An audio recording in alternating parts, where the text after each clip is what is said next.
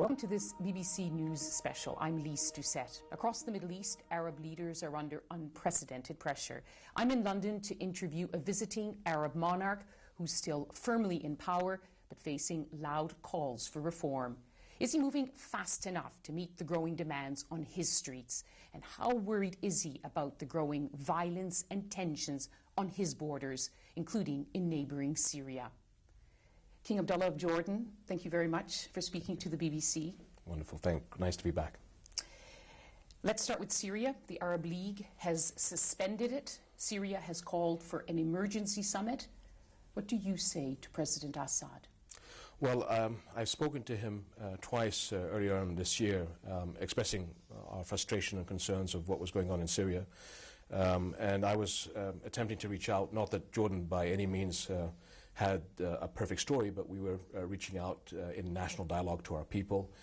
We have not seen any deaths on our streets. And it was an attempt to sort of see how we could help. I even sent the Chief of the Royal Court in the late spring to see him again, to see if we can't work together in bringing the violence down in Syria. And it became very clear to me that they weren't interested in dialogue with Jordan or a lot of other countries, unfortunately. The last time you spoke to him, I understand, was in the spring? No, I'd spoken to him twice in the spring, and I sent the Chief of the Royal Court to see him also in the spring to see if we can't look at what we were doing in Jordan as a model to sort of help him in reaching out to the different sectors. Months have passed since then. There's been 8 months of violence. The United Nations says 3,500 people at least have died in Syria. Do you think President Assad has lost legitimacy? I think the decision taking overwhelmingly by the Arab League shows that we are extremely concerned about the future of Syria and the way the leadership is moving. But the question that all of us are asking is, will we see much of a difference? And I don't think that the system in Syria allows for much of a change. It's almost impossible for anybody to predict where Syria is heading and how things are going to turn out. But having said that, I personally believe, at least in the short term, you're going to continue to see pretty much the same as we're seeing now. Do you think President Assad should step aside? Well, that really comes back to the Syrian regime. My concern is, and my discussions with Bashar, and I've gotten to know him fairly well, I honestly do believe that he has reform in his blood. The vision that he had for Syria on the times that I met him was very encouraging. So I think that the challenge is does the system allow for reform? So even as you said, if Bashar was not on the scene, if the regime brings in somebody else, does that person get it and realize that the world has changed? And that's where I have my doubts. Well, this is the question people are asking. Is Bashar al-Assad the one who's calling the shots? Literally, is he ordering his army onto the streets to fire on his own people? Well, obviously he is. You said he had a soul of reform, but does he still? Well, again, if you understand Syrian politics, I mean, he's in the front, and the image of Syria is President Bashar. Having said that, both his brother and brother-in-law are very active on the military side. So at the end of the day, like all leaders in the Middle East, we're in the driver's seat, and we have, to shoulder the responsibility of what happens in that country. But I don't think it's a one-man show. I think there is a team there. And again, there's a system that has expectations of whoever is in the driver's seat, unfortunately. But he's in the driver's seat, and yes, I mean, so as a president, I mean, and I look at. But should he get out of the driver's seat? Well, if the car is going in the wrong direction, the Arab League has decided they've given up on President Assad. They've urged him to reform. They say he hasn't kept his promises. Yes, and therefore they say the solution lies in him, and if he's not the solution, then he should give way. No, I fully agree with what you're saying, and again, I think... You agree he should give way? I think that if he doesn't accept the amendments or the expectations of the Arab League proposal by the 16th, in 2 days' time, then definitely we have a major problem with his leadership. I just want to point out, but changing Bashar probably may not solve the problem, because the system that's there, even if Bashar was to go, does whoever come and replace him get it? So I fully agree with what you're saying. We're all disturbed with what's happening in Syria, but I think we would delude ourselves to thinking that things would change dramatically if the individual is gone. I think the problem is deeper than that, and it is the system that, the political system that's set up in Syria. The U.S. Assistant Secretary of State Jeffrey Feltman told the U.S. Senate committee that most of the Arab leaders he speaks to say that, and I quote, Assad's days are numbered. Would you be one of those Arab leaders? Whenever you exert violence on your own people, it's never going to end well. And so, as far as I'm concerned, yes, there will be an expiration date. But again, it is almost impossible for anybody to predict whether that is 6 weeks, 6 months, or 6 years. You don't know? No, if anybody knew, they'd be a very smart person. So what happens, and I think what we'll have to look at is it just, if Syria is kept in isolation, I think you're going to continue to see what's going on pretty much the same. However, there are other forces at play. There's still the Arab peace proposal between the Israelis and the Palestinians. You have the Arab Spring in general. Recently we have maybe some height being moved on the Iranian portfolio because of the nuclear issue. The Turks are taking more aggressive stands in the north. What's going to happen in Lebanon? So it's, as you well know, the Middle East is a mosaic of things. And I think the problem that is challenging leaders throughout the Middle East is, if there is life after Bashar, what is that? And I think a lot of people are concerned because the unknown is scaring them more than the known. So the Syrians have said the Arab League decision is illegal. They want the Arab leaders to meet. Is there any point in still talking to President? Are you still going to give him another chance? I would imagine if we don't see any improvement by the 16th, then an Arab League meeting will not happen. Because the Arab League is now talking about protecting Syrian civilians, and they're talking about going to the United Nations. What should be done? Should there be an international intervention? Some Syrians are even talking about military intervention. I have not heard from anybody in our region or outside any interest of military intervention into Syria, just again because we could be playing with Pandora's box. Do you support what the Turks are doing? The Turks have been supporting some army officers who've defected. The Turks are talking about coming into the north to create a security barrier. Now, the question one can ask is that security barrier 5 kilometers, 50 or more? Do you support that? Once you move military across a border, it's very difficult to predict the outcome. So you don't support it? You do or you don't support it? As Jordan's policy of non-interference, I don't support military intervention into Syria, and there is no country that I've talked to in the world that is seriously considering military intervention into Syria. The only people that are talking about it is a security zone, is the Turks up in the north to protect the refugees because they have so many of them on their border. President Assad is likely to insist on remaining in power. He still has some support. He says it's armed gangs who are attacking him. Are you worried as the months go by, if it is indeed months, that the region will be destabilized, including on the borders of your own country? Like I said, Syria is, I think, a case in isolation. You will see more violence continue in Syria, unfortunately. If you were looking at it from the Syrian regime's point of view, with all that's going on as a regime, they're still in a fairly comfortable position. And they will continue to play different groups off against each other.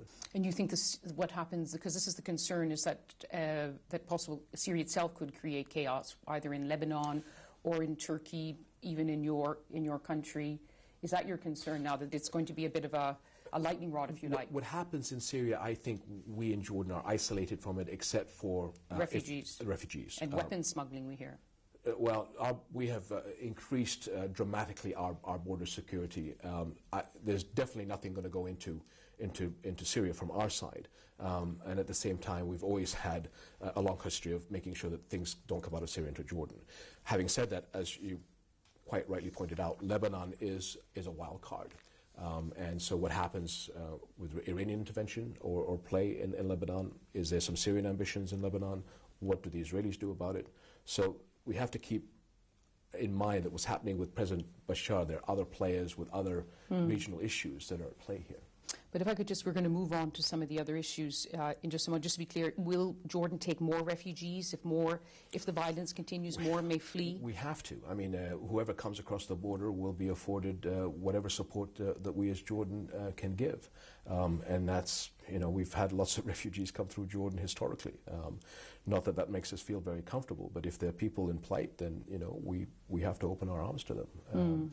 At the moment, they're in the thousands that have come across, and we do have capabilities of, God forbid, take larger numbers, but we hope that that's not going to be the case. I know you're trying to try and get an answer from me, and this is the first time where I think most leaders in the Middle East don't have a clear answer on Syria. If Bashar was to step down, he needs to step down with changing the way the system deals with its people. So if he was to say, I'm going to step down, but let's have new elections, let's reach out to the people, let's get this as a national dialogue, then it would work.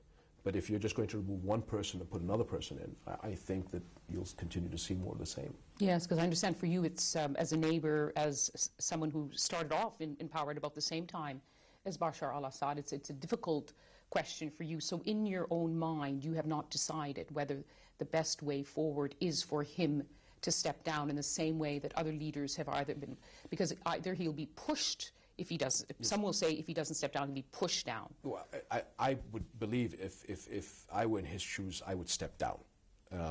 However, it's not. If I was in his position, if it was me, I would step down and make sure whoever comes behind me has the ability to change the status quo that we're seeing.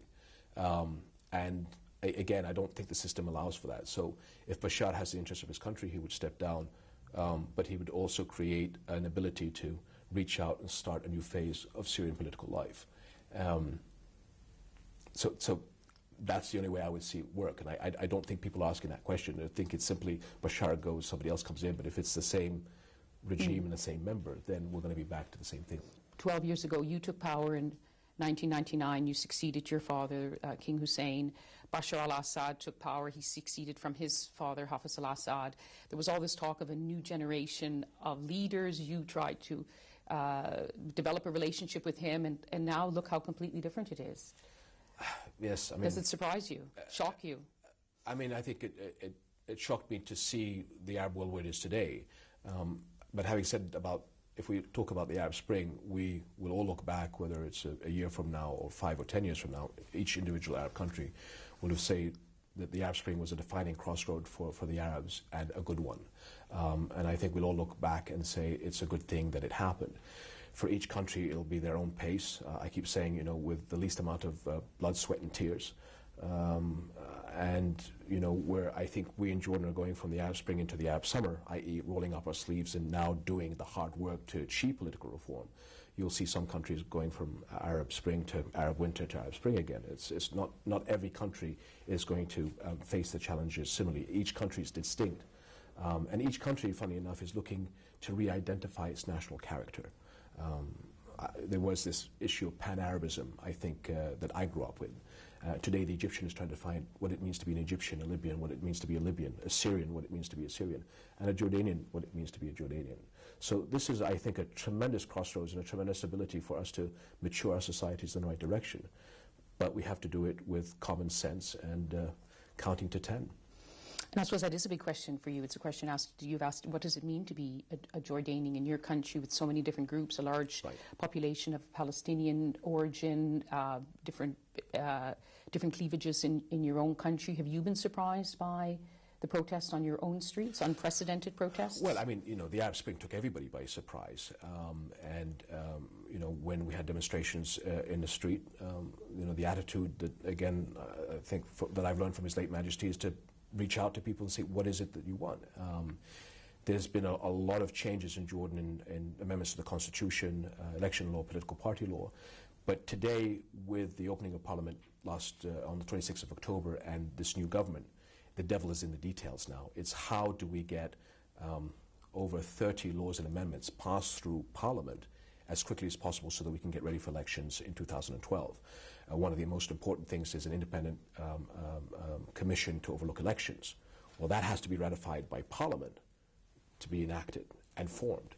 So the work that we have, and I described the Arab Summer, is is from now until spring is the government and the parliament working together to change all these amendments so that we can have clear new elections in 2012.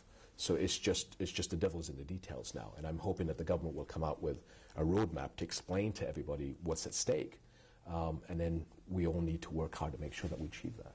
You now have, as a monarch, absolute powers. You appoint the Prime Minister, you appoint the Cabinet, you can dissolve the Parliament. But the opposition, the protesters, seem to be saying they want an elected Prime Minister, they want a significantly stronger Parliament, they want a monarchy with less powers. Is this something you would accept? You know, I think we're looking at, just to be quite clear, we're looking at, Jordan is a constitutional monarchy and not with absolute power. Yes, at this stage, I can appoint a Prime Minister, but it has to be ratified by a majority in Parliament.